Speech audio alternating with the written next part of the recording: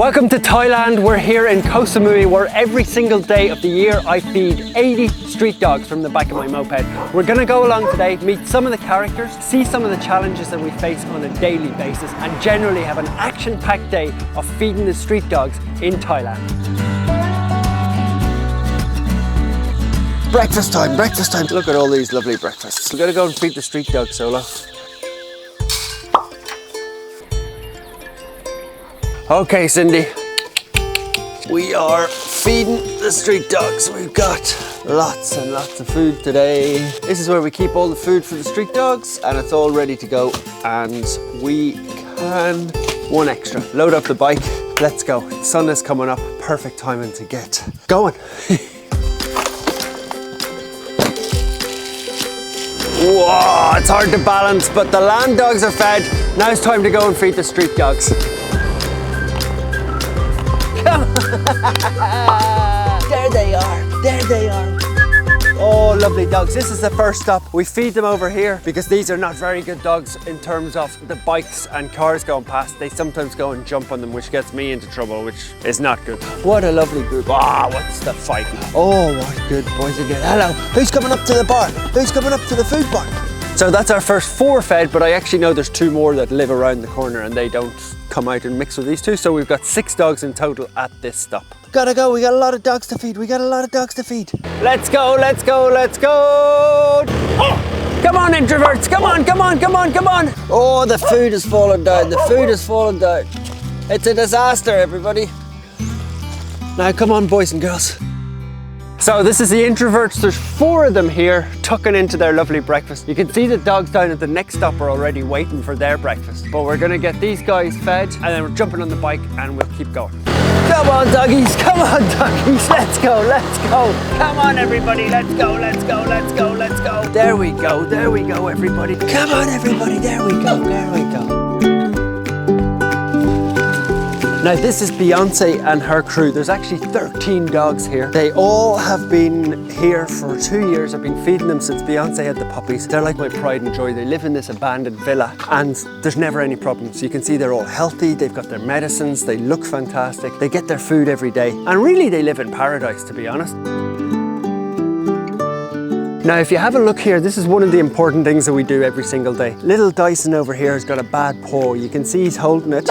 You can see he's a little bit scared. Come on, mister. But he's limping really badly on his front left paw. You can see just there. It's probably nothing. It's probably just sprained or he's had a little bite from one of the others. But we'll keep an eye on that and look at it again tomorrow. But he's not putting any pressure on it. So there's a sure sign there that there's something wrong. Now, we're out here feeding and helping the dogs. What would help us massively to spread the word is if you just hit the subscribe button down below.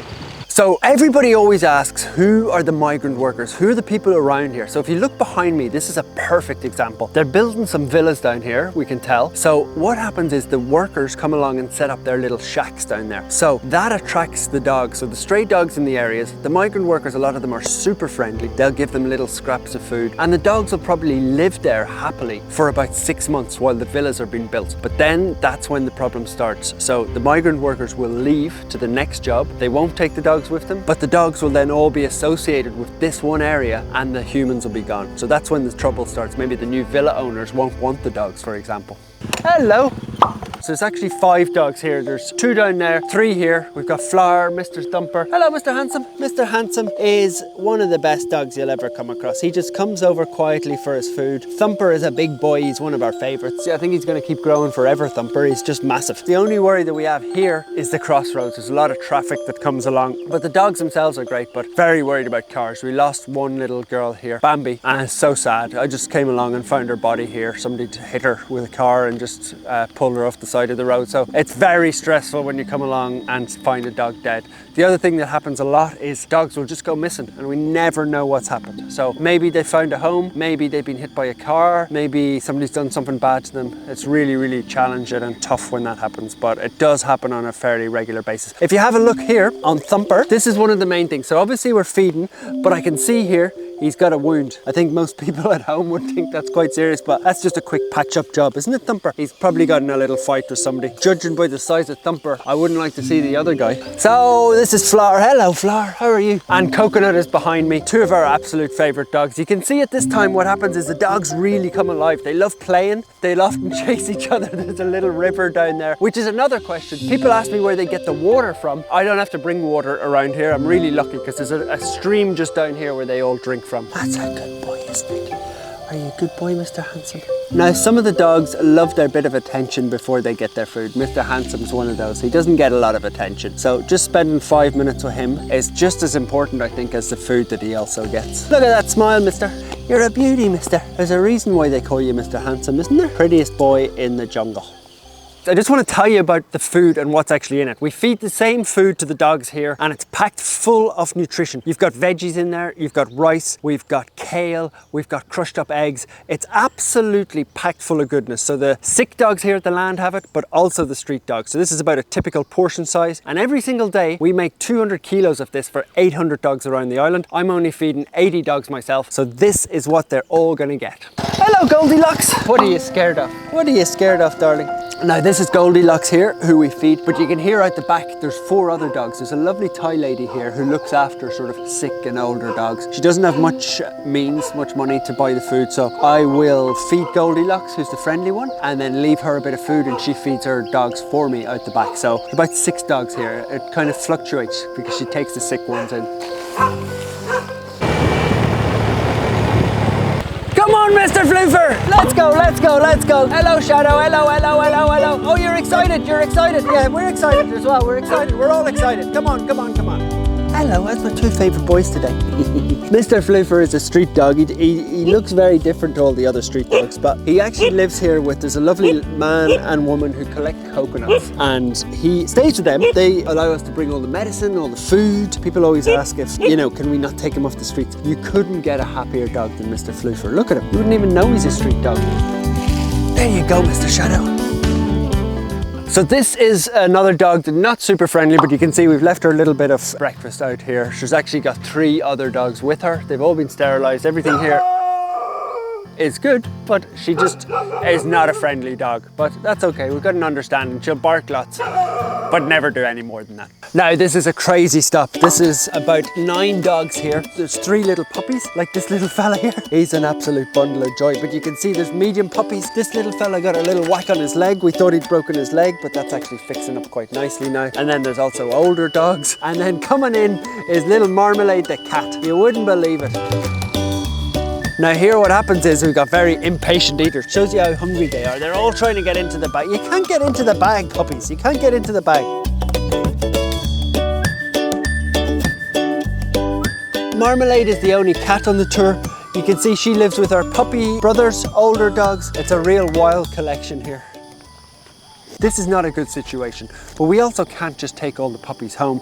So we give them medicine, food, and all this love and attention that they can get. But really, there isn't a solution for this beyond sterilizing them, which is neutering or spaying. It's the only way. We have to stop the flow of these puppies, which is really important because they have an uphill battle here. They could get hit by cars, bitten by snakes, disease, so many dangers. Now, at the start, I thought it was just about feeding dogs, but if you look here, all these dogs have different problems. So you can see this little puppy is covered in fleas. So we're going to give him a little tablet to make all those go away. He's also got a little bit of a swollen belly, which probably means he's got worms. So we'll give him deworming, but the food is just a tiny little bit of what we do. Really tough life. He can't do anything without medicine him. So that's where we can do a lot besides the food. Now, back to your food. I'll get you medicine in a minute. Oh, very cute, very cute. Look at you both.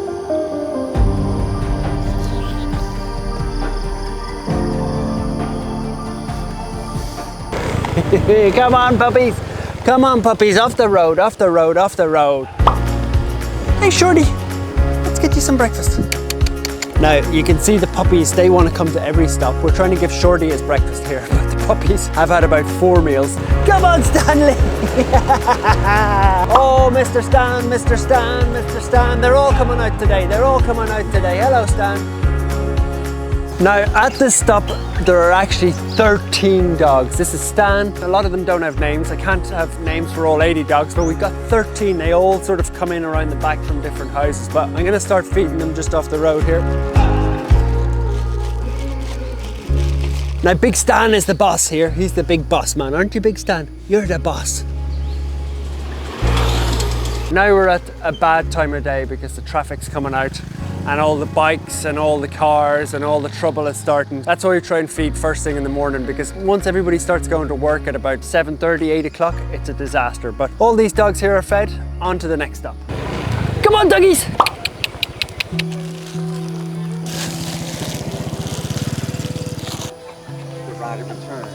Hello, madam.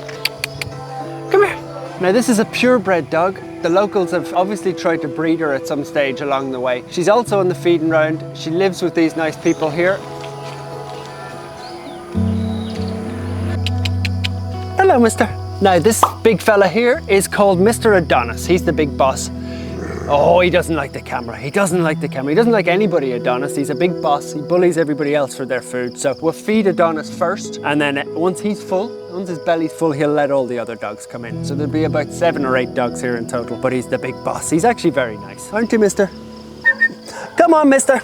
Now, this is a big stop. There's a lot of dogs in here. One thing I will say is the locals not really super happy about us feeding here because there's so many dogs. Even though we sterilize them, feed the dogs out here and leave as quickly as possible. That's the usual situation. Oh, look at that tail. Look at that tail, mister. Look at that tail. You're the happiest of the whole route, aren't you? Now, one thing that's terrifying about the Thai street dogs is they all pick the worst place to sleep. One case in point is Angelina. She sleeps on the road every single day. She's an older dog, so I don't know how she survived this long, but let's go and see her over here. She's fast asleep by the side of the road, as usual, in the worst possible spot. Hello, Angelina. Now, we've told you 100 times about sleeping on this road, haven't we? Now, Angelina is a really good example of a pure street dog. She actually had a big cut on her ear and we had to take her in. She was all bandaged up. She was up at the land, but she hated it. She's a real street dog. This is her spot. This little bit of sand is where she sleeps every single day and it's her home. She loves it here. She gets her food delivery. She gets her little bit of attention. And she's got a little shop here where she just lies outside at night. So she's a street dog through and through and she loves it. Hello, Wigglebutt. So Bubba and all of them are down here, but about 10 meters that way, we've got Wigglebutt and Supermax and 2 other dogs in there, but they've got their own territories. They stick to it. There's never any problems here. But then we've got our next problem coming, which is trucks. Trucks are coming up the road, so we got to get everybody off the road. Come on, everybody off the road, off the road, off the road. You see how fast, how big the trucks are. There's just danger everywhere. There's danger everywhere, but we're trying to keep everybody safe.